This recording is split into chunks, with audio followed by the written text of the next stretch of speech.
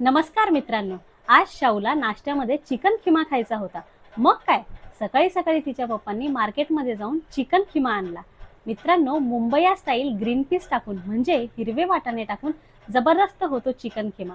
चला तर मग सुरुवात करूया चिकन खिमा बनवायला. साठी लागणारे साहित्य: 1 वाटी तेल आणि फेटलेले दही, त्यानंतर कसुरी मेथी, घरचा बनवलेला गरम मसाला, चिकन मसाला, धने पावडर, जिरा पावडर, हळद, एव्हरेस्ट तिखा लाल, घरी बनवलेले लाल तिखट आणि अख्खा जिरा, ताजा कोथिंबीर, 2 बारीक चिरलेले कांदा, टमाटर आणि ताजे हिरवे वाटाणे आणि चिकन किमा.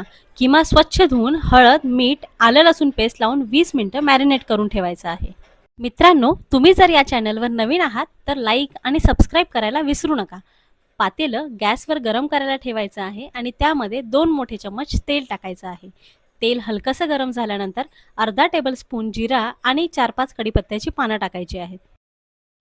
जिरा आणि कढीपत्ता हलकासा तडकल्यावर बारीक चिरलेला कांदा टाकून तो हलकासा गोल्डन ब्राऊन होईपर्यंत परतून घ्यायचा आहे.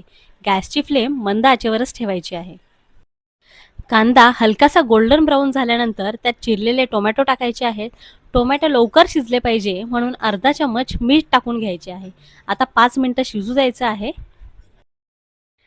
त्यानंतर मॅरिनेट केलेलं चिकन खिमा त्यात टाकायचं आहे आणि चांगल्या प्रकारे मिक्स करून घ्यायचं आहे. मिक्स केल्यानंतर त्याला थोडंसं परतून घ्यायचं आणि कमीत कमी 10 ते 15 मिनिटं शिजू द्यायचं आहे.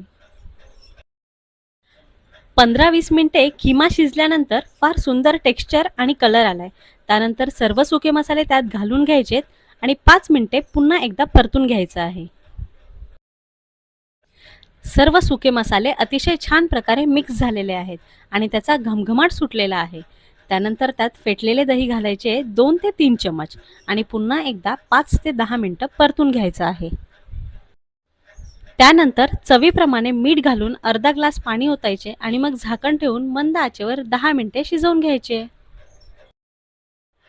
त्यानंतर हिरवे वाटाणे टाकून 5 मिनिटं त्याला परतून घ्यायचे आणि मग नंतर बारीक चिरलेला कोथिंबीर टाकून आपला अतिशय चटपटीत आणि स्वादिष्ट असा चिकन खिमा खाण्यासाठी तयार आहे.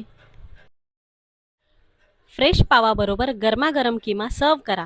तुम्हाला जर अशा प्रकारच्या रेसिपीज नेहमी पाहायच्या असतील तर आमच्या चॅनलला लाईक करा, सबस्क्राईब करा. थँक्यू.